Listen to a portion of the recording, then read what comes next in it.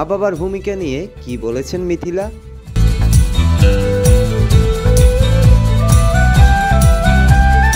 নতুন বছরের শুরুতেই জীবনের নতুন অধ্যায় শুরু করেছেন দেশের জনপ্রিয় সঙ্গীতশিল্পী ও অভিনেতা তাহসান খান।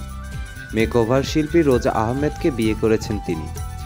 রোজাকে বিয়ের আগে অভিনেত্রী রাফিয়াত রশিদ মিথিলার সঙ্গে দীর্ঘ 11 বছরের দাম্পত্য ছিল তাহসানের।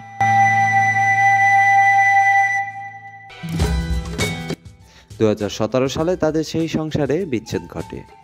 এরপর 2019 ডিসেম্বরে ওপার বাংলার পরিচালক সৃজিত মুখোপাধ্যায়ের সঙ্গে বিবাহ বন্ধনে আবদ্ধ হন মিথিলা। যদিও মেয়ে আয়রার অভিভাবকত্ব যৌথভাবেই পালন করেছেন তাহসান মিথিলা। আয়রা অবশ্য বেশিরভাগ সময় থাকে মায়ের সঙ্গে, তবে বাবার সঙ্গেও সুযোগ পেলেই সময় কাটান। মিথিলার সঙ্গে বিচ্ছেদের পর দীর্ঘদিন কোনো সম্পর্কে জড়াননি তাহসান।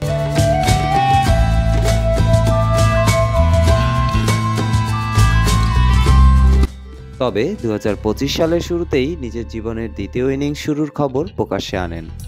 তাহসানের বিয়ের পর মিথিলার পুরনো একটি সাক্ষাৎকার ফের ভাইরাল হয়েছে, যেখানে তাদের মেয়েকে বড় করে তোলার পেছনে মা বাবার ভূমিকা নিয়ে কথা বলতে দেখা যায় এই তারকাকে। কলকাতায় শ্বশুরবাড়ি, তবু মেয়েকে নিয়ে ঢাকায় থাকতেই পছন্দ করেন মিথিলা। নিজের কাজ ও মেয়ে আয়রার জন্যই এই সিদ্ধান্ত তার।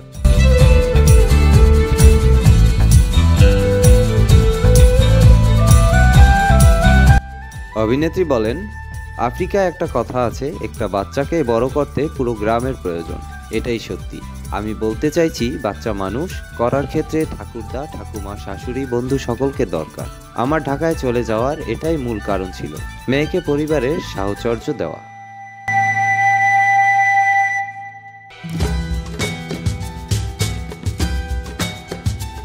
মেয়েকে নিয়ে ভীষণ রকম সচেতন ও সাবধানী মিথিলা। সন্তান বড় করার ক্ষেত্রে মা বাবার দুজনের ভূমিকা যে আছে সেটা তিনি অক্ষরে অক্ষরেই মানেন। সম্প্রতি একটি অনুষ্ঠানে মিথিলা বলেন, আজকাল সন্তান বড় হলে বিদেশে চলে যায় পড়াশোনা করতে, তবে সন্তান বাইরে চলে গেলে বাবা মায়ের ভিতরে যে অসহায়ত্ব কাজ করে সেটা প্রতি মুহূর্তে অনুভব করতে পারি। তাই মেয়েকে কখনো বিদেশে পাঠাতে চাই না।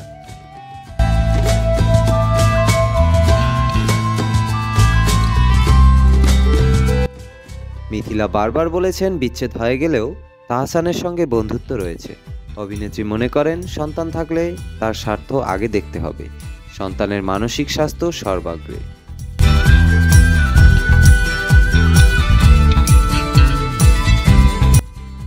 অভিনেত্রীর কথায়, আমি আয়রাকে দেখতে পেলাম না, আমি আর তাহসান লড়াই করলাম।